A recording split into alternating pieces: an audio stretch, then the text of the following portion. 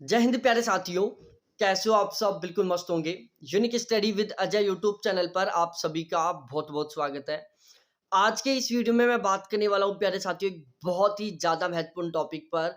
और ये जो टॉपिक है वो हमारे पीएचडी की सीरीज के साथ जुड़ा हुआ है। यदि आपने नेट क्वालिफाई कर लिया है, आपने जेआरएफ क्वालिफाई कर लिया है, या फिर आपका सपना है हायर एजुकेशन में जाना और आप पीएचडी करना चाह रहे हो, या आपका सपना है पीएचडी करना और आप कंफ्यूज हो रहे हो कि हमें किस टॉपिक पर पीएचडी करनी चाहिए, हमें पीएचडी के लिए रिसर्च टॉपिक किस तरीके से सेलेक्ट करना चाहिए। तो प्यारे साथियों, यहाँ पर मैं कुछ आपको इंपॉर्टेंट टिप्स बताऊंगा, जिन टिप्स के बेसिस पर आप एक बहुत ही शानदार वाला रिसर्च टॉपिक सेलेक्ट कर सकते हैं अपनी आगे की 5 साल की पीएचडी के लिए।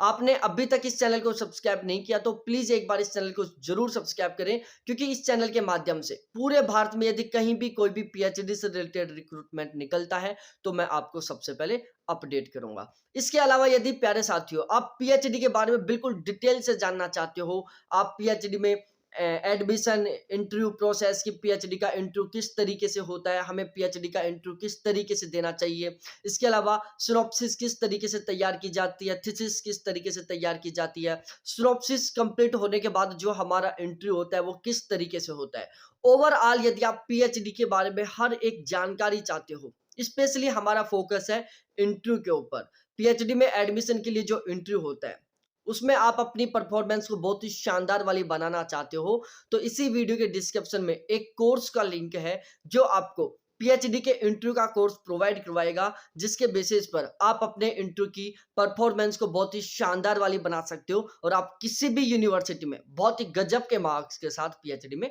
एडमिशन ले सकते हो। साथ ही साथ पीएचडी से रिलेटेड जितने भी महत्वपूर्ण बातें हैं, जैसे सिनॉप्सिस तैयार करना, थीसिस तैयारी करना, सिनॉप्सिस के बाद में जो इंटरव्यू होता है उसकी तैयारी करना, ओवरऑल सारी चीजें आपको बताई जाएंगी, कोर्स वर्क के बारे में बताया जाएगा। साथ ही साथ जिन कैंडिडेटों ने पीएचडी कंप्लीट कर लिया उनके इंटरव्यू वीडियोस दिखाए जाएंगे, जिससे कि आपको बहुत ही अच्छी खासी हेल्प मिलेगी और बिल्कुल नॉमिनल चार्ज है जिसके बेस पर आप बैच ले सकते हैं। इसी वीडियो के डिस्क्रिप्शन में मैंने उस एप्लीकेशन का लिंक दिया है। अब प्यारे साथियों, यहाँ पर हम सबसे पहले टिप्स की शुरुआत करते हैं। देखो प्यारे साथियों, जब आपने नेट जेआरएफ का एग्जाम दिया होगा उसमें आपने रिसर्च मेथोडोलॉजी पढ़ा होगा और उसमें आपने एक चीज पढ़ी होगी कि जो रिसर्च का टॉपिक है ना, वो कैंडिडेट के इंटरेस्ट के अकॉर्डिंग होना चाहिए। जिस भी टॉपिक के ऊपर रिसर्च किया जा रहा है वो टॉपिक कैंडिडेट का इंटरेस्टिंग टॉपिक होना चाहिए, उस टॉपिक में कैंडिडेट का इंटरेस्ट होना चाहिए। तो प्यारे साथियों, सबसे पहले तो आपको उस टॉपिक को सिलेक्ट करना है जिस टॉपिक में आपको इंटरेस्ट है। अब यहाँ पर इंटरेस्ट का मतलब क्या है प्यारे साथियों? इंटरेस्ट का मतलब ये नहीं है कि आपको उस टॉपिक में मजा आ रहा है, उस टॉपिक को आपको अच्छा लग रहा है, ऐसा नहीं। एक ऐसा टॉपिक जिसमें आप बहुत कुछ कर सकते हो, बहुत बेस्ट कर सकते हो, वो आपका इंटरेस्टिंग टॉपिक हो सकता है।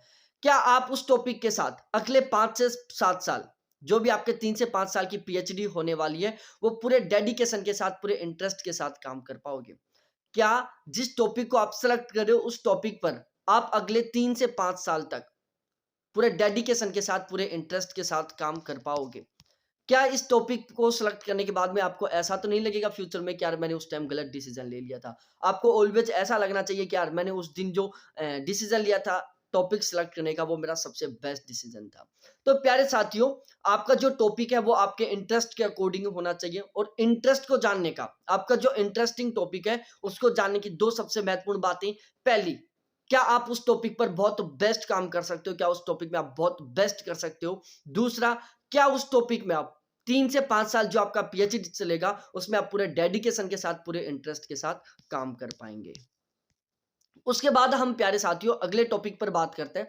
सपोज दैट आपके दिमाग में किसी टॉपिक को लेकर आया कि यार मैं इस टॉपिक पर पीएचडी करूं, तो आप उस टॉपिक के संबंध में एक दो अपने जो सब्जेक्ट के एक्सपर्ट हैं उनसे आप डिसीजन लो, उनसे आप राय लो। आपका जो भी टॉपिक है जो आपने सिलेक्ट किया अपने हिसाब से, उस टॉपिक के बारे में आप जो भी एक्सपर्ट हैं, जो भी सीनियर आपके, उनसे आप डिस्कस करो कि क्या हमें इस टॉपिक पर रिसर्च करना चाहिए या नहीं करना चाहिए।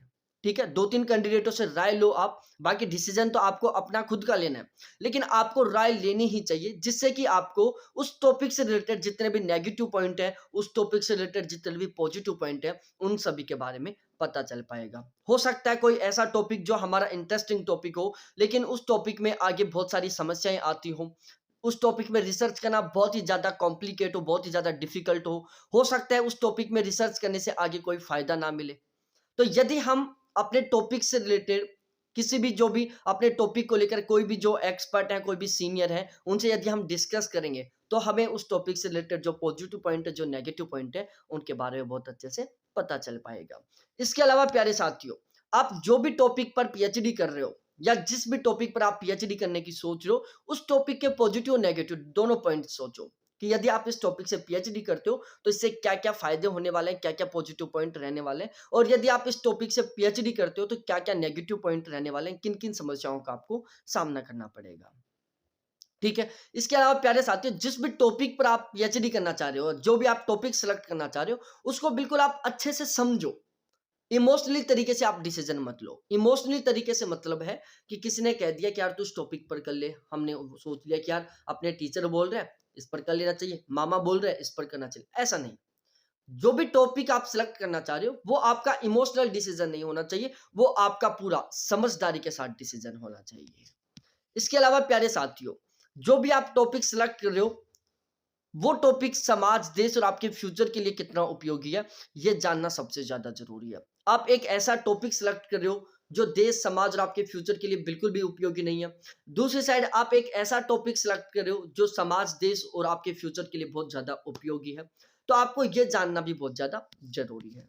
इसके अलावा प्यारे साथियों, आप जो भी टॉपिक सिलेक्ट कर रहे हो ना, आपका टॉपिक आपके सब्जेक्ट का सबसे इम्पोर्टेंट टॉपिक होना चाहिए।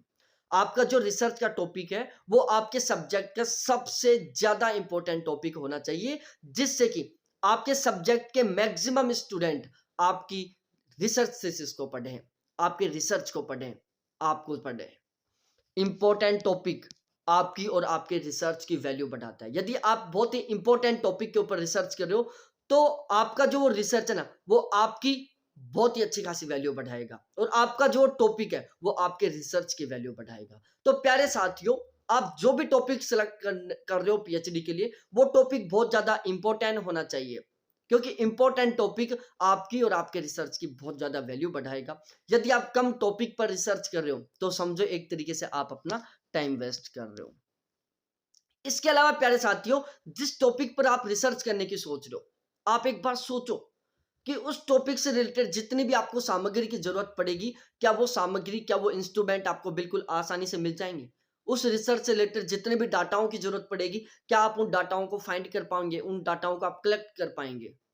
एक साइड आप एक ऐसा रिसर्च टॉपिक सेलेक्ट कर रहे हो, जिसमें बहुत सारे इंस्ट्रूमेंट की जरूरत पड़ेगी, जो आप आसानी से अवेलेबल नहीं कर पा रहे हो, या फिर उसमें बहुत डिफिकल्ट डाटाओं की जरूरत पड़ रही है, जो आप आसानी से कलेक्ट नहीं कर पा रहे हो। दूसरी साइड एक ऐसा रिसर्च जहां पर आपको इंस्ट्रूमेंट और डाटा बिल्कुल आसानी से मिल रहे हैं, जहां पर आपका रिसर्च प्रोसेस बहुत ही आसान हो रहा है। प्यारे साथियों, देखो आज तो आपको ऐसा लगेगा यार डिफिकल्ट, क्या चीज डिफिकल्ट है? आपको आज ऐसा लग रहा होगा कि यार इंस्ट्रूमेंट आसानी से नहीं मिलेंगे तो क्या बात है, हम एडजस्ट कर लेंगे, हम उनको ढूंढ लेंगे। डाटा आसानी से नहीं मिलेंगे तो क्या है, हम उन्हें खोज लेंगे। आज आपको ऐसा लग रहा होगा, लेकिन प्यारे साथियों, जब आप रिसर्च करना शुरू कर दोगे, जब आपके सामने समस्याएं आएंगी कि आपको इंस्ट्रूमेंट भी नहीं मिल रहे हैं, आपको आसानी से डाटा भी नहीं मिल रहे हैं, तो फिर यही काम आपको बोझ लगने लग जाएगा। फिर आप पछताओगे कि यार मैंने उस टाइम गलत डिसीजन ले लिया। तो आपको इमोशनली तरीके से बिल्कुल भी डिसीजन नहीं लेना, आपको पूरी समझदारी के साथ डिसीजन लेना है। इसके अलावा प्यारे साथियों, टॉपिक का नेचर, कि आप जिस टॉपिक को सिलेक्ट करने वाले उस टॉपिक का नेचर कैसा है। आपका टॉपिक फील्ड बेस्ड का है, या फिर ट्रेवलिंग टाइप का है, या कम्युनिकेशन टाइप का, या लाइब्रेरी बेस्ड है। सपोज दैट आपको घूमने का बहुत शौक है और आपका टॉपिक ऐसा है कि जहां पर आपको बहुत ज्यादा घूमना पड़ रहा है, तो आप रिसर्च बहुत ज्यादा इंटरेस्ट के साथ बहुत ही अच्छे से कर पाएंगे। दूसरी साइड प्यारे साथियों, आपका टॉपिक फील्ड बेस्ड का है, जहां पर आपको बहुत ज्यादा फील्ड में काम करना है, लेकिन आपको फील्ड में काम करना अच्छा नहीं लगता। दोनों सिचुएशन अपोजिट हो गई। आपको फील्ड में काम करना अच्छा नहीं लगता, आप जिस टॉपिक पर पीएचडी कर रहे हो उसमें फील्ड में काम करना बहुत ज्यादा जरूरी है। दोनों सिचुएशन अपोजिट हो गई, तो आप उस टॉपिक पर बहुत ही इंटरेस्ट के साथ, बहुत ही मजे से आप पीएचडी नहीं कर पाओगे। तो आप जो टॉपिक सिलेक्ट कर रहे हो पीएचडी के लिए, उसका जो नेचर है वो आपके नेचर से मिलता-जुलता होना चाहिए। यदि आपको ट्रैवलिंग में इंटरेस्ट है तो आप ऐसा टॉपिक सेलेक्ट लो जिसमें ट्रैवलिंग बहुत ज़्यादा होती हो। आपको फील्ड वर्क करने में बहुत अच्छा लगता है तो आप ऐसा टॉपिक सेलेक्ट करो जिसमें फील्ड वर्क बहुत ज़्यादा हो। आपको कम्युनिकेशन करने में आपको लोग अच्छे नए-नए लोगों से मिलना, नए-नए लोगों से बात करना बहुत अच्छा लगता है, तो आप ऐसा टॉपिक सेलेक्ट करो जिसमें आपको अलग-अलग लोगों से मिलना पड़े। या फिर आपको अच्छा लगता है कि यार बस एक लाइब्रेरी में बैठकर मैं पढ़ता रहूँ, एक कमरे में बैठकर मैं रिसर्च करता रहूँ। आपको ऐसा अच्छा लगता है, तो आप एक ऐसा टॉपिक सेलेक्ट करो जिसमें आपको केवल एक रूम में बैठकर काम करना पड़े। और प्यारे साथियों, आपका जो टॉपिक का नाम है ना, वो बहुत ही अट्रैक्टिव टाइप का होना चाहिए। टॉपिक का नाम पढ़ते ही ऐसा लगे कि यार बहुत गजब का टॉपिक है ये।